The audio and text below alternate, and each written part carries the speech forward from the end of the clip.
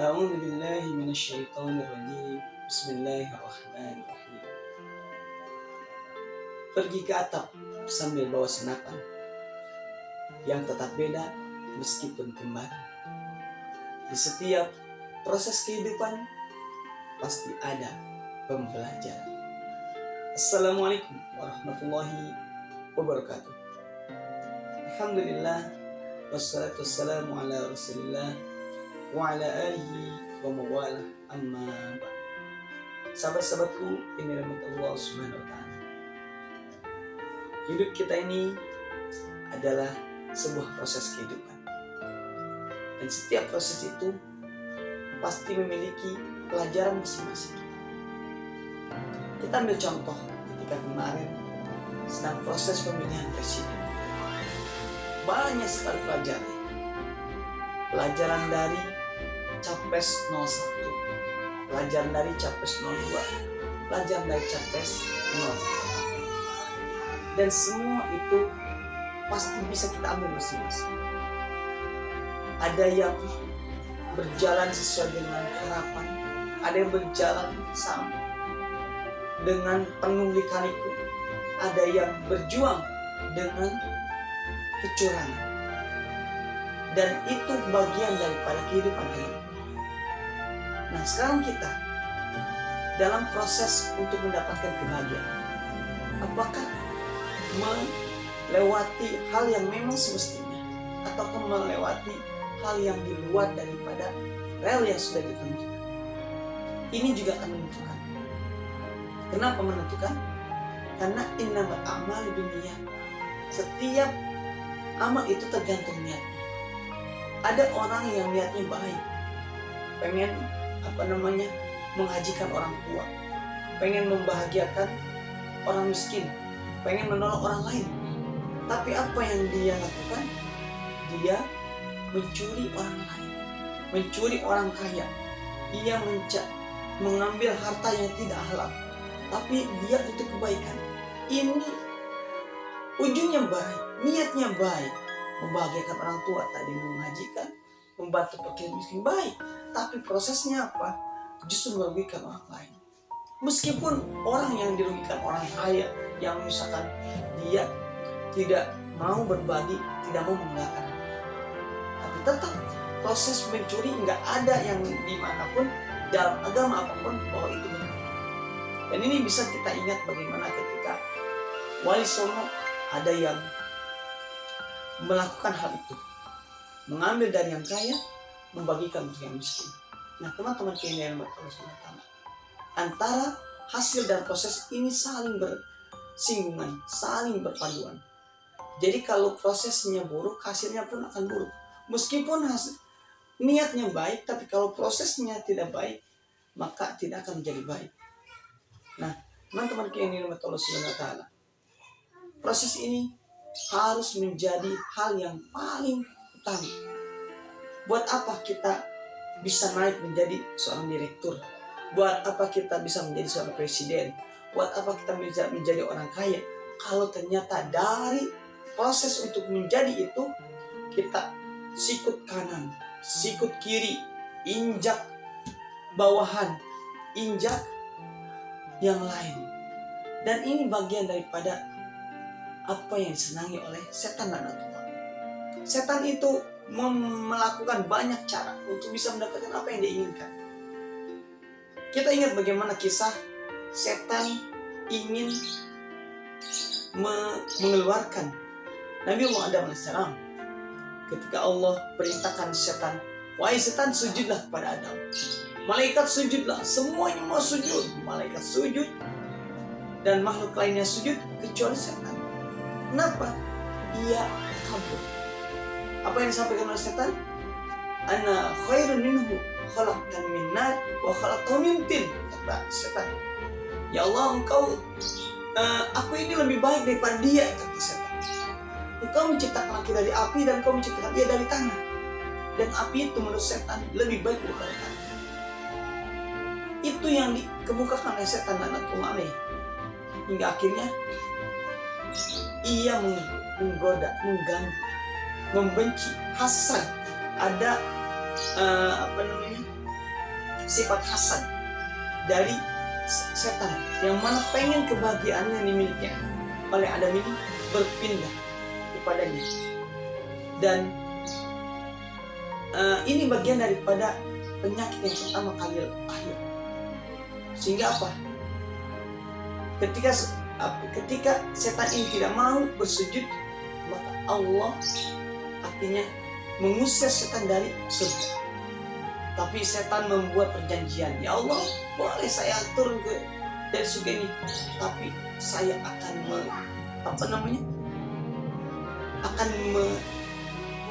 membuat siasat, akan disebutnya mengajak atau membelokkan Adam dan para keturunannya. Kata Allah, boleh. Mereka akan ingkar kecuali orang-orang yang ikhlas, orang-orang yang mukhlisin.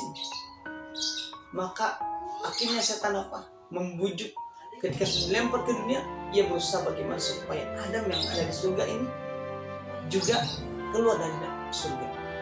Tapi Adam tidak bisa diganggu. Dan Allah menciptakan seorang wanita, Siti Hawa, untuk bisa menemani Adam di surga. Meskipun penuh dengan kebahagiaan, tapi ia masih gersang.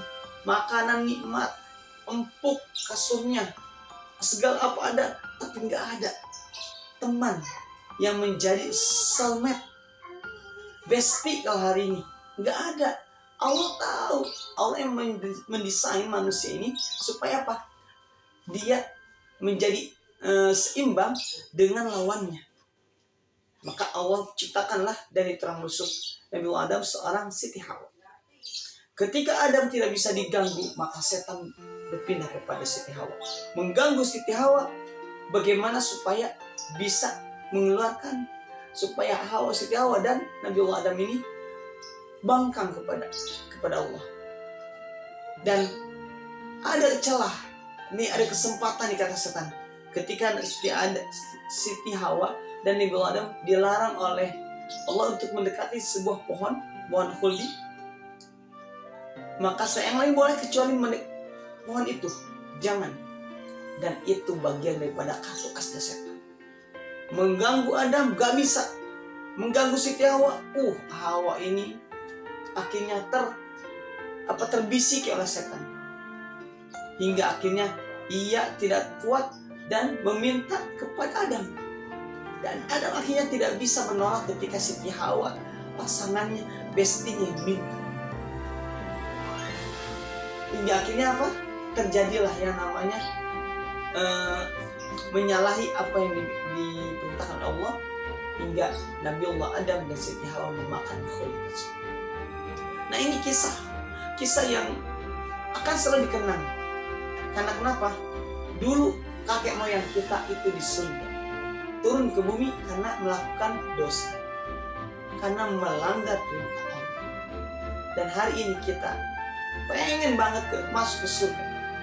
Tapi kata Allah, kalau pengen masuk surga, bersyukurlah. Ati Allah, ati Rasul. Ikuti perintah Allah dan ikuti perintah Rasul. Itu yang harus kita lakukan ketika kita ingin kembali ke surga. Kalau kita belum ngerasain, teman-teman ya, kita baru bisa ngebayangin, dan surga itu gak akan kebayang. Enaknya gak kebayang, ampun sekecil apapun gak kebayang. Kita yang bisa ada di bayang kita. Enaknya dunia. Apa enaknya dunia? Nonton bola. Orang lagi tahajud nonton bola. Apalagi kalau lagi lagi final, kayak kemarin Liga Champion final antara Argentina melawan Spanyol.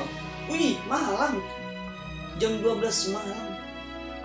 Memang semuanya pada membuka mata, bahkan menyisakan waktu atau membuat waktu siang untuk tidur agak bisa di malam hari terbelalak. Maksudnya bisa menonton. Nah, itu adalah apa yang setan itu inginkan. Kita itu menyenangi sesuatu yang sifatnya duniawi, dan itu adalah siasat. Nah, teman-teman yang dirahmati Allah Subhanahu wa Ta'ala, oleh karenanya, yuk kita introspeksi diri, kita jadikan setiap tahapan dari apa yang kita inginkan itu menjadi pembelajaran. Kalau tadi dalam proses kepresidenan ada pembelajaran, maka mari kita ambil dan jangan jadikan apa yang terjadi kemarin saking yang ini menghina ini, yang satu menghina yang lain dan seterusnya menjadi terus menerus. Sekarang sudah selesai. Proses pemilihan presiden sudah selesai. Sudah terpilih dengan 02. Kita tinggal doa. Tidak perlu lagi menghujat, mencaci dan maki dan sebagainya, menyalah-nyalahkan. Tinggal kita sekarang saling dukung-mendukung 01, 03, yuk kita dukung 02. Pun juga 02 jangan jumawa, karena sudah menang menjadi jumawa menginikan 01 dan 03. Kita saling, kita ini adalah masyarakat Bhinneka Tunggal Ika, berbeda-beda tapi satu tujuan. Apa tujuannya? Hidup di negara Indonesia dengan tentram, dengan damai. Jangan seperti ketika hari ini di Palestina dirongrong oleh Israel. Kita nggak ingin Indonesia seperti itu. Kita jadikan NKRI ini menjadi NKRI yang damai, tentram, sejahtera bagi kita semua masyarakat. Dan kita doakan juga sahabat-sahabat kita, saudara kita di Palestina yang masih saja dibombardir oleh bom Israel. Semoga Allah segera menangkan kaum muslimin dan muslimat, dan Allah tundukkan kekuasaan sebagaimana dahulu ketika orang-orang muslim meskipun sedikit 3.000 bisa mengalahkan orang 300 bisa mengalahkan musuhnya 3.000. Tidak ada yang tidak mungkin. Kalau dalam bahasa Arab hayhata tidak mungkin, tapi kalau kata Allah kun fayakun, semuanya mungkin. Tidak ada yang tidak mungkin. Nah teman-teman yang dirahmati Allah Subhanahu wa taala, yuk kita sikapi setiap proses ini dengan sikap terbaik. Maka mari ambil pelajarannya, ambil hikmahnya. Jangan melakukan sesuatu hal yang kita nanti di kemudian hari akan menyesal. Terutama ketika kita bertemu dengan Allah. Hari ini kita sedang sedang menginginkan sesuatu, jangan menggunakan hal-hal yang buruk. Jangan sampai menggunakan sikut kanan untuk mengikut kawan kita, sikut kiri untuk mengikut kawan kita, dan seterusnya. Tapi mari bersama menuju kebahagiaan dan lakukan apa yang Allah sukai. Sekali lagi saya ingatkan bahwa kata qaidah Muslim bahwa sejatinya kita ini sedang mencari kebahagiaan. Dan untuk mencapaikan kebahagiaan itu bukan melakukan apa yang kita suka, tapi melakukan apa yang Allah suka. Kalau kita sudah lakukan apa yang Allah suka, maka kebahagiaan itu akan muncul. Dan di situ karena kata Allah, ala bidzikrillah tatma'innul qulub. Ingatlah bahwa hanya dengan Allah hati menjadi tenang. Itu intinya. Kebahagiaan akan kita raih ketika kita melakukan apa yang Allah sukai. Barakallahu fikum. Kurang dalamnya mohon dimaafkan. Salam akal sehat. Assalamualaikum warahmatullahi wabarakatuh.